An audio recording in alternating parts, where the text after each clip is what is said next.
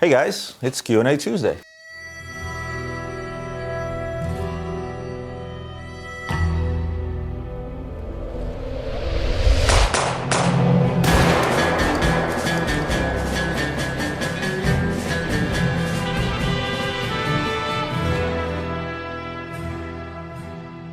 Here's a quick question about Piotr, or Peter from Bulgaria. Roman, could you make a video with your son and his story about buying his first Rolex? Thanks and keep up the good work. I'll quickly tell you, and I think I may have mentioned it before, so my son started a sneaker business at the age of 14 and has become quite successful. He just turned 17 in June, and let's just say he is doing more than an average kid does in his age in terms of numbers, revenues, and things of that nature. It is a very successful business, and I know it's a very successful business because I actually have his estimated taxes for the first quarter of 2020, and believe me when I tell you, it's quite the number, right? At the same token, he managed to stay very humble, be smart with his money, realizing that this is not an alternative to going to school and get an education in college. He's currently looking at good colleges out there, all while keeping a 4.22 GPA in school. He's going to be a senior, and hopefully school will actually start with all the stuff that's going on today. But he approached me at the age of 16 is when he bought his first Rolex, and I said he bought, right? And I know he catches a lot of heat from some of his friends and his peers saying, oh, Daddy must have bought you a Rolex. No, Daddy did not buy him a Rolex. Daddy, in fact, didn't want him to buy a Rolex because Daddy said I was going to buy him a nice watch for his graduation from high school. But he jumped the gun a little bit 2 years prior and said, look, Dad, I've been doing great with my business. I can afford a Rolex, and I'd like to buy one for myself. Looks like I may have to step it up for his graduation, so to speak. But nevertheless, he decided on Rolex, various reasons. First, money watch, right? I told you guys about that, and first money watch is certainly a big factor of it. It's durability, right? That was another decision that he made. And again, go back to everybody knows Rolex. He didn't pay any premiums. He didn't have to get in line to pick up his Submariner date, right? He bought a brand spanking new from a dealer that I do business with, whom I called and said, hey, my son wants to buy a Rolex. He didn't even get it at retail. He got it at dealer cost, which is minus 37%. As you can imagine, that was a direct favor from my AD to me and my son, obviously. Not something that ever happens, right? But because of the relationship I have with this particular authorized dealer, and the fact that this was for my son, he didn't need to make a regular profit or a over list type of profit when selling that watch to my son. As far as the why, I'm going to ask Marcus to tell me why he decided to go with that particular watch. So lo and behold, Marcus, if you could tell my audience as to why you decided to go with a Rolex Submariner. What's up, guys? Today I'll be talking to you about my Oyster Perpetual Rolex Black Submariner with the date on it. One of the reasons I bought this watch as my first watch was simply for the sleek professional look it offers. I mean, it's a beautiful watch. It's just got simple black, white colorway. The bracelet is beautiful. I love it. It is a sports watch, obviously, but I do use it as a daily use, and it serves me well in basically everything I wear it with. So I love it. Great first watch. I hope this sheds a little bit of light into that story, and I want to thank my son for telling his side of the story. Next question is from Dominic, and he writes, Roman, thanks for the incredible informational videos. The glimpse into your watch trading videos is definitely my favorite. Thanks for the kind words, Dominic, and honestly, I can't wait to get back to that. The last trade show I attended was, The last trade show I attended was in the beginning of January of this year. I can't wait for things to go back to normal so I can actually go to these trade shows and then in turn make the videos and do business with the guys that do business with face to face. A few questions specifically for stainless steel Rolex. Are there activities that you should not do with the watch on? Jet skiing, golfing, can this damage the internals? I'm curious about other brands and models too, probably the exception of most RMs. And the answer to your question is you can do anything with Rolex. You can throw it against the wall. Odds are it'll keep on ticking. And pretty much any watches out there, they are designed to take damage. Right? These watches are designed to withstand shock. These watches are designed to be dropped. These watches are designed to be rugged, right? Of course, there are some watches out there you may want to skip on a few activities. Like a Richard Mille Crystal Tourbillon is not something perhaps you want to go play a contact sport with, as it may crack, let's say. But for that matter, any watch's crystal can crack if you bang it against something. So you kind of have to use common sense. But the best part about this question is that every watch is fixable. Right? To an extent, Every watch is fixable, right? It's just a question of how much it would cost to fix it. If you went rock climbing with your Rolex and you dropped it off the top of the mountain and it hit a rock and splattered everywhere, that watch will cost you an arm and a leg to fix. Don't let me fall! I'm slipping! But even so, if something happens due to shock, right? A buddy of mine just went down the shore wearing his Rolex Skydweller. He went swimming with it and he forgot to screw in the crown. It filled up with water. Guess what? It's still fixable, right? Took it to a buddy of mine who's an authorized Rolex repair center. He took the watch apart, got it all fixed up, put it back together, ensured that nothing will rust in the watch, and gave him back the watch, right? Yeah, it cost him a little bit. Water damage is usually expensive. He caught it in time though, so nothing got a chance to rust or anything, right? But jet skiing, golfing, whatever other things you wanted to do, again, common sense. If you're gonna play lacrosse, odds are you probably shouldn't wear a watch, because if a ball hits your watch on your wrist really, really hard, odds are it will damage the crystal, right? In older videos, you mentioned that you don't own watches so you can put a new one whenever from inventory, but lately you've been speaking about watches you've been buying personally. Is this still the case? Yes, yes, of course. I always buy watches personally, for my wife especially, right? I picked up a new Rolex for her the other day, as well as a rare Panerai. But for myself, like this Skydweller that I picked up in Oman, right? I've been wearing this watch for a while. I already had a gentleman that reached out to me and offered to buy it off my wrist, right? If tomorrow a really, really good client walks into my office and says, Roman, I want that watch, I must have that watch, I don't care what you tell me, I'm buying this watch, most likely I will sell it. But there are some watches out there that I do put away, some vintage pieces, some newer pieces, some things that really, really, really sing to me. But eventually, I still end up selling a lot of this stuff. I end up selling a lot of this stuff for one reason or the other, because I have the luxury to be able to go down to my vault, take any watch, put it on and wear it, right? Lastly, why do you think there's not such a craze for Rolex 268622? That would be the Yacht-Master. It can be purchased at an AD. I personally find it better looking than the subs and more unique with its platinum bezel. Well, the very reason is to go back to the original one with the gray dial, is the fact that the watch became a lot more expensive in comparison to a Submariner because of the platinum bezel. That's what made it less popular to begin with. I felt like they made it neither here or there. They added a platinum bezel, made the price much higher that of a Submariner, and people didn't take well to that. I think they should have just made that in stainless steel to begin with. It would have been an okay watch. And usually when a watch is not popular to begin with, subsequent models become less popular just the same. The Yacht-Master 2 is actually popular, right? Because it's a completely brand new watch. But the original Yacht-Masters tend not to be popular due to the fact that if you go back in time, it was never popular to begin with. Usually when something is popular out of the gate, it stays popular. When it's unpopular out of the gate, it stays unpopular. So yes, this is a watch you can pick up at an AD. This is a watch you can pick up at a discount brand new if you tried hard enough. But who cares? If this is a watch you like, get out there, take advantage of the fact that this is the lesser popular model and wear it. But the majority of consumers out there can't mentally deal with that. Like, oh, wait a minute, why is this $10,000 over list and this is $2,000 under list? And that messes with their minds a lot. Don't let that happen to you. If you really like that watch, get out there, buy it, and take advantage of the fact that you don't have to sell a kidney to buy it, much like with some of the other sports models today. Hope that answers your question, Dominic. I want to give a quick shout out to a fan by the name of Fernando Sanchez. Hey, Roman, my name is Fernando. My Instagram, Total Mentiliamano. My Instagram is Total Mentiliamano. Hope I pronounced that right. Again, if you want to pop that on the screen. I'm a big fan of the YouTube channel. Love the content. I made this unique oil painting involving some horology satire. It's from a funny lewd scene in the movie Rush Hour 2 with Jackie Chan and Chris Tucker. Chris Tucker is actually one of my favorite comedians. I first saw the Chris Tucker, I think at the age of 18 on HBO's Def Comedy Jam, and I thought he was one of the funniest guys I've ever heard, right? And Rush Hour trilogy is one of my favorite trilogies as well. I think that him and Jackie Chan make a hell of a dynamic duo on a screen.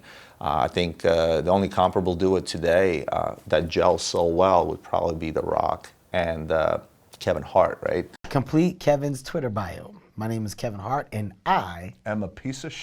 I think they make a really dynamic duo on the screen, right? Let's see if I can still do this. Do you understand the words that are coming out of my mouth? Do you understand the words that are coming out of my mouth?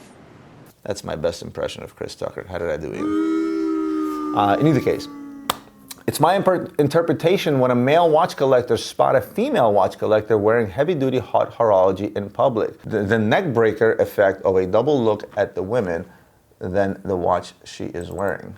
Let's see. Blackstrap manual wound split second tourbillon. Girl got class. The hands are splitting. This is really good. This is very, very cool. Fernando, I thank you for your submission. This is I can see what you did there. I hope you guys did too. But thank you so much for your submission. I really enjoy these type of emails. Next question from Nico. Roman, huge fan of your channel. Been watching your videos for quite some time. I even entered the watch collecting / trading arena as a result of your videos. Shameless plug at ng_watch on Instagram. Okay. I have two questions for you. The first is in regards to gray market prices, and the second is just looking for your insight. I've noticed some prices in the gray market, specifically for modern Rolex, differ based on year. For example, I've noticed price differences 1K plus between 2014 and 2018-19 Haute. Assuming both watches are pre-owned, are in similar condition, have box and papers, what makes 2018-2019 watch more expensive than 2014? Is it as simple as an old box and warranty card? It's actually even simpler than that. Yes, old warranty card, old box, I get that part of it, but you really have to look at it from a dealer's perspective. So if I am a dealer and I'm buying something for stock, right, what's my ultimate goal? To in turn to resell it to a retail customer. Ask yourself a question: what's easier for me to resell, a watch that's a year old or a watch that's 5 years old? And it's as simple as that, right? Unless you get a watch that's so old that it becomes vintage, it's a different ballgame. Because it's a lot easier for me to convince a client to actually go in the pre-owned route that only wanted new, to save a few dollars, and to say, look, here's one from 2019, right? It was purchased a year ago. It's in mint condition. And you know what, you're gonna save yourself about $1,000, so why don't you just go with that one, right? Instead of paying a heavy duty premium and taking that hit the minute you put it on your wrist. But it's not as easy to say the same thing about the same watch from 2014, because the mind wonders, A, where has this watch been in the last 5-6 years? Has it been serviced? Do I need to get it serviced? Blah, blah, blah, blah, blah, blah. And it's as simple as that. I actually didn't finish reading that paragraph. Again, I told you I read these things and I answer off the top of my head. Obviously, a price difference between MK1 Pepsi Jubilee versus MK23 based on a bezel color variation makes sense. However, Hulks, as far as I know, are the same. Yes, they are the same, and you are right. My second question is about the Platinum Daytona. There are two variations that my friend is considering: the diamond marker with ice blue subdials and Arabic numeral. He has never owned a gem set piece before, but is drawn to the subdial color and suppleness of the diamond markers. Buying this one would also mean he would buy it new from an AD to add to his purchase history. However, he feels the Arabic numerals would be more collectible in the long run and would buy it in the gray market. Any insight in the route you should take would much be appreciated. You know what I say, buy what you like. I like the diamond marker Daytona, right? The fact that it's subtle also, it's kind of there, but it just adds a little bit of that oomph. Double up, for lack of a better word, right? But he just needs to ask himself a question, not long-term collectability, but long-term, what is he gonna like wearing on his wrist? If he wants to look at those diamond markers, then buy that. Historically, the non-diamond marker is probably going to be better because, again, not a lot of guys that out there want diamonds on their watches, right? There are more guys that don't want diamonds on their watches than there are those that do. So obviously, from that perspective, go with the other one. But if he likes the diamond markers, I like the diamond markers, I would simply go with that one. And you did say add to his purchase history. Told you guys I don't buy all that stuff, right? You can go into AD 5-10 times, and at the end of the day, a lot of these guys will sell you out to the highest bidder should a hot piece come in. If you were in line for, let's say, a stainless steel Daytona, and that Daytona came in, and I came in the day before the dealer was about to call you, told you, hey, listen, I'm going to buy 5 of these Platinum Presidents. I'm going to buy a couple of Pearl Masters. I'm also going to buy some stuff you have from IWC that's been sitting there for a while, along with this, that, and the other, and you got to give me that Daytona list. That Daytona will go. Trust me when I tell you. So I hope this sheds a little bit of light into your question, Nico. Here's a question from Jacob, or Jacob. It's Jakub, so Jacob, maybe? Again, you know me and names. I tend to mangle them, so I apologize. Hey, Roman, big fan of your content. I follow you on Insta as well as on YouTube, and I love the content you put out. Speaking of Insta, by the way, I kind of been slacking on my Instagram accounts. That's shocking.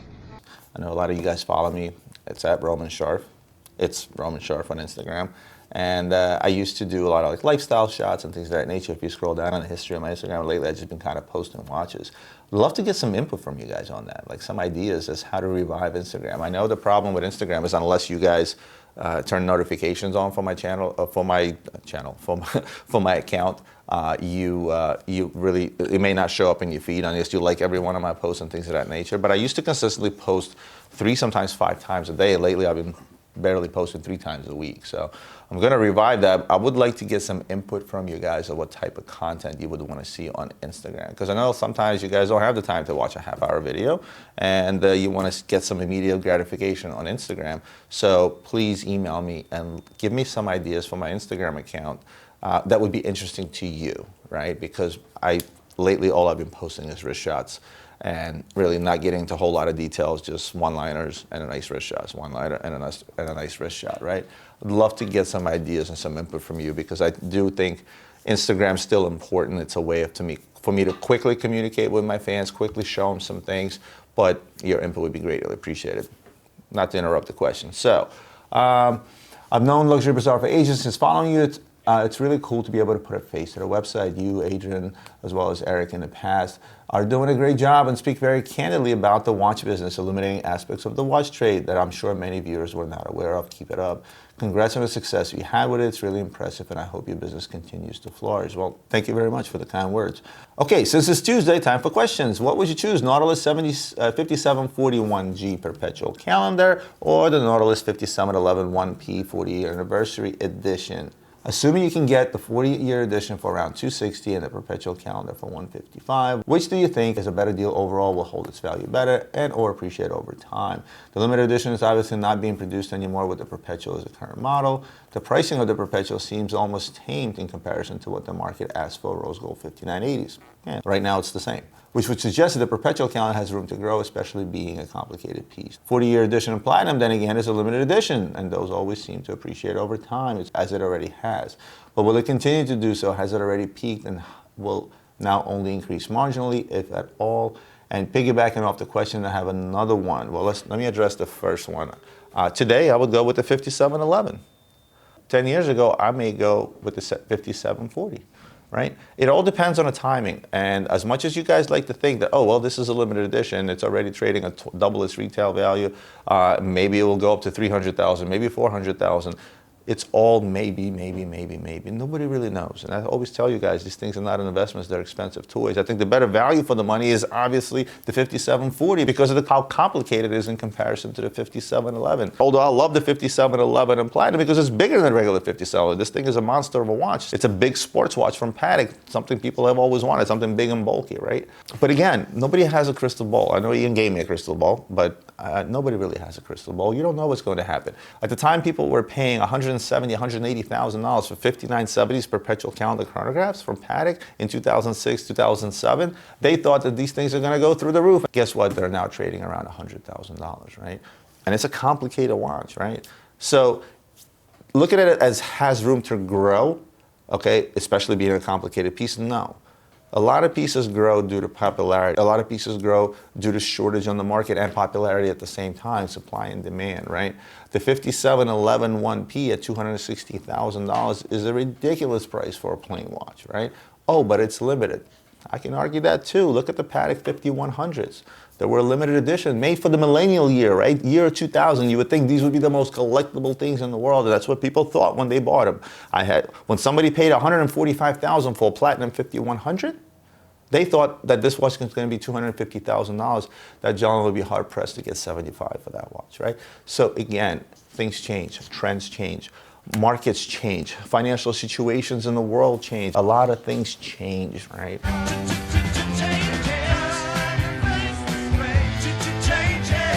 And with it changes market pricing on anything out there, be it fancy cars, fancy watches, art, antiques, wine, whatever it might be. So never look at this stuff this way. At the end of the day, these things are expensive toys. So if it's the 5740 that sings to you, buy it, enjoy it, don't worry about what it's going to worth. Odds are, when you're talking about a watch in that price range, and I talked about this before, you will lose money because there's not a lot of guys out there that can afford a watch in that price range. And even if they can, will actually spend that kind of money on a watch. You see where I'm going with this. Next one, and piggyback on the question, I have another one. What is your favorite precious metal, both in terms of looks, feel, and pure aesthetics, and in terms of investment value? Easy, yellow gold.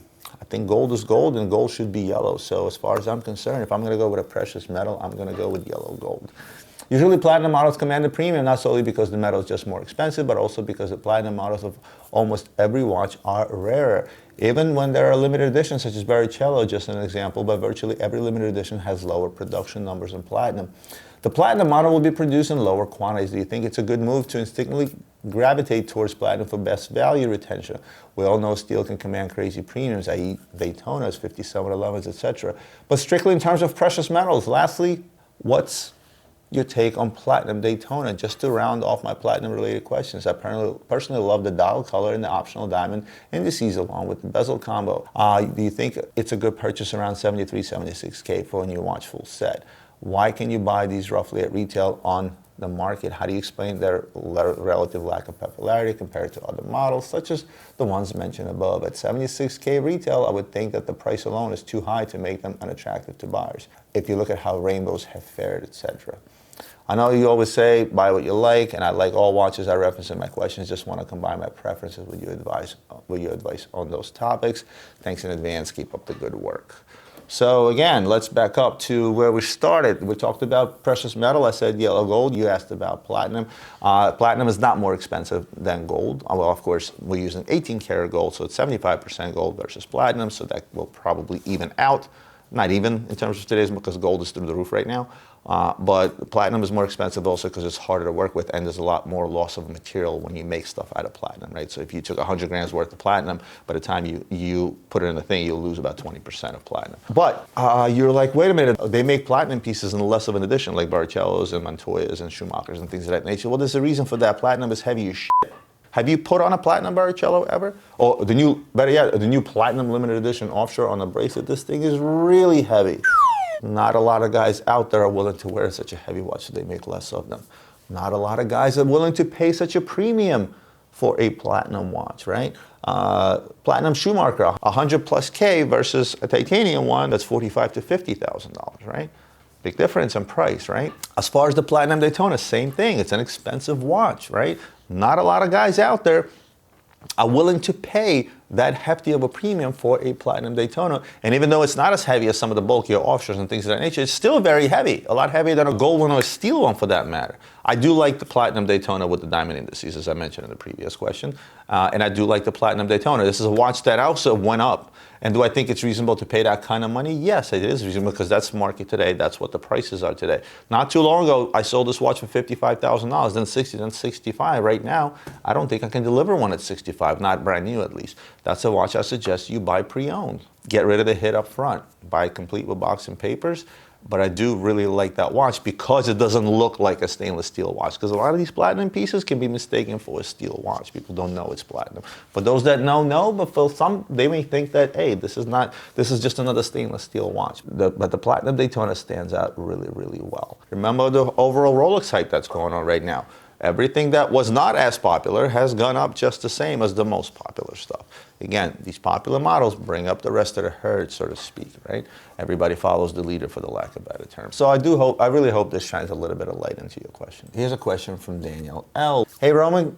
Got another question for the show. I recently came across a video showcasing the Ulysse Nardin Freak X. I remember seeing the original Freak cost around $60,000 to $90,000 and thinking that it's pretty expensive with all the options out there. Anyway, the new Freak X is about 21K retail and the gray market new is about 15K. What's your take on these new models? Have you seen any interest in Nardin since they have been released? Thanks, Daniel L. P.S. Love my 15450. Well, first of all, enjoy the 5450, and thank you for that. But about the Freak, when I did the Basel Show video, I actually briefly spoke about some of the new stuff, including this stuff. And I felt that Nardin decided to reinvent themselves and come down to earth via literally pricing. Mixed emotions here. One side of it, and again, I won't get into much detail here because I did talk about this in detail. If you missed that video, check it out. But I got mixed emotions. Number one, cheapens the brand by cheapening the prices, but at the same token, making the brand more accessible for those that are a big fan of the brands and some of the more complicated models, such as the Freak, right? Aesthetically, overall, I like the Ulysse Nardin X as a watch, right?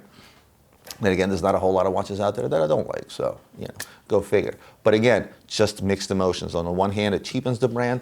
and maybe even the line of the Freak, right? But on the second hand, it actually made it a lot more accessible. And we have sold a lot of the cheaper Freaks, as I call them, since they have come out. So that has been interesting. When I say a lot, I don't mean 20 of them, right? When I say a lot, I'd probably say 6, 7, 8 pieces. Again, it's all comparable to the popularity of the brand overall, and Nardin is not exactly in the top 5 today. Ever since the Russian market fell off, Ulysse Nardin kind of fell off themselves. Now let me go back to the other email, which is the continuation of this one, and that one says, I was wondering what your take on Gerard Perregaux Laureato. I saw it in person for the first time, and it seems like they're blatantly copying the AP Royal Oak, from the bezel to the dial colors, silver, black, especially their blue, as their blue did really show. They're really trying to be similar. I know people make fun of Hublot Big Bang for mimicking AP, but these GPs seem like total copy and paste job. The price is way less. Retail $11,000. I've seen new ones sell for about $7.5, $8, with pre-owned being around $6 and $7. Have you seen instances where people buy GP just because the AP Royal Oak is out of their price range? And what a very similar watch for less, or are they just not popular at all? I've discussed Gerard Perregaux in the past. I've discussed I discussed how old the brand is and the history behind it. I think I did a whole history episode on them. At the same token, I've discussed about manufacturers copying stuff from each other. It happens every day. Everybody copies it off each other. And you may not know this, but Gerard Perregaux, believe it or not, actually goes back to 1975, only 3 years post the Royal Oak launch. Now, of course, their 1975 version was a two-tone three-hander powered by a quartz chronometer caliber, a watch that was cutting edge of the 70s in style and tech. And at the suggestion of Gerard Perregaux's Italian distributor, the watch was named after the 1967 film The Graduate, or Il Laureato in Italian. And also keep in mind, this watch, it was launched 3 years after the Royal Oak, but a year prior to the Patek Philippe. So, you know, because a lot of people also say, you know, they were trying to go after the Nautilus with that particular model as well. So, but nevertheless, who copied off of who, nobody will never know. Maybe it was Gerald Genta, you know, that spoke to some of the designers that were working for GP at the time, and they traded notes and sketches and things of that nature. Maybe he got the idea from them. You don't know. But bottom line is, every single manufacturer out there will copy off of each other. I can take every single major brand and compare it to each other and find similar models across all of them. And 50% of the time, people will say, well, he copied off of this, will be wrong because this model was prior to that one. You really have to go back in history in a lot of these models to see who's really copying off of who. But at the end of the day, it was a small world in Switzerland. It still is a small world in Switzerland. And the world of watch designers, per se, that are often not even with the company, is also very small. Genta designed watches for a lot of companies, and many other great designers design a lot of watches for the companies, right? Oftentimes, even those that make movements, right, that are visible within the watch, will influence the way a watch looks. So if you get someone like Christophe Claret that has made movements for various companies, oftentimes the watches tend to look more or less the same due to the fact that they had to work around a particular movement or something of that nature. Lots of factors into people copying off of each other. Now, as far as instances whether or not people buy this because it's a cheaper version that looks like an AP Royal Oak, I could not answer that question. The reason for that is because I think those that actually did that would never admit to that. But at the end of the day, GP still has a huge following, right? It's still a company with a lot of history, a lot of icons in its lineup. Again, watch the video that I did on their history. And there's still a lot of fans out there that buy their watch, and they didn't buy the Laureato because it looks like a Royal Oak. They bought it because it's a good-looking stainless steel automatic, I think. The skeleton versions, I sell them like hotcakes. They still sell to this day because this GP Laureato skeleton is a beautiful watch all on its own, regardless of whether or not you think it looks like a Nautilus because of the bracelet or it looks like an AP because of the bezel shape. Hope that answers your question, or rather your questions. Well, guys, that's going to be it for me for today. I hope you enjoyed today's episode. As always, hit the like button, hit the subscribe button if you're watching this and not a subscriber to my channel. And last but not least, as I always ask, share this with your friends across your social media. This is what helps my channel grow organically. Remember to send all your new questions to romansharp@luxurybazaar.com, and I'll see you guys next Tuesday.